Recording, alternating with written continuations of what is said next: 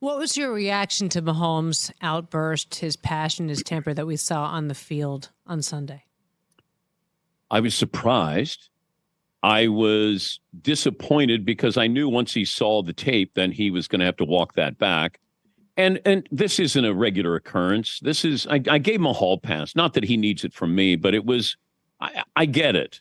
You know, you're frustrated. I don't think he's confident with that offense, with his receivers, with his offensive line.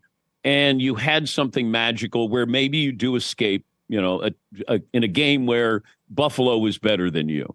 And, you know, they just lost to Green Bay the previous week. They didn't get a pass interference call that they should have got.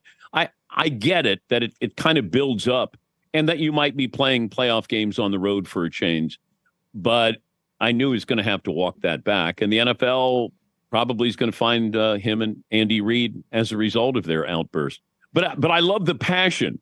I hope that he talks to his receivers with that much passion privately, just to tell them, how about you do me a favor and hold on to the ball, please? Dan, I love that you gave him a hall pass. I do as well. I love that you use the word passion, because it has been my view since my years in the league that it is absolutely intellectually inconsistent for people to expect players on their team to exhibit that sort of passion on the field and yet be able to shut it off the second the game is over. Should he have done what he did after the game with Josh Allen? No. Do I understand why he did it? Yes. Did he apologize for it? Yes, he did. Let's move on. But you just can't expect players to turn passion off on a dime. And look, just so you know, it's not just players who get that passionate and who do on occasion things they shouldn't done, says the girl who got the letter from the league office telling me that if I didn't learn to behave better in the press box during our games, I was going to get fined. To which I said, yeah, I picked up the phone. I called the league and I said, you want to fine me? Fine me. To which my husband said, why don't we take that down a notch?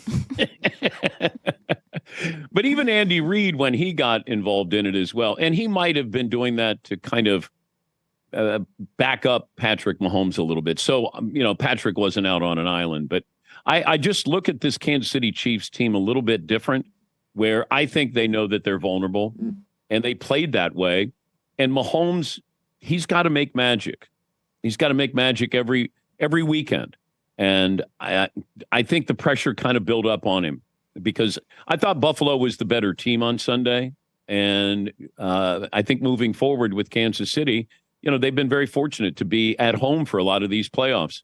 And if you have to go to Baltimore or Miami, or, I mean, Baltimore in particular, you know, that I think weighs, and he is battling himself. He's battling Tom Brady and himself. That's probably what he thinks about every single season, as Brady did. It's the Super Bowl. Mahomes, it's an MVP, it's a Super Bowl every single year. And the standard that you set, you can't keep that up. But in your mind, you do. I mean, Brady would come back now and say, all right, who can I win a Super Bowl with? You have to have that mindset.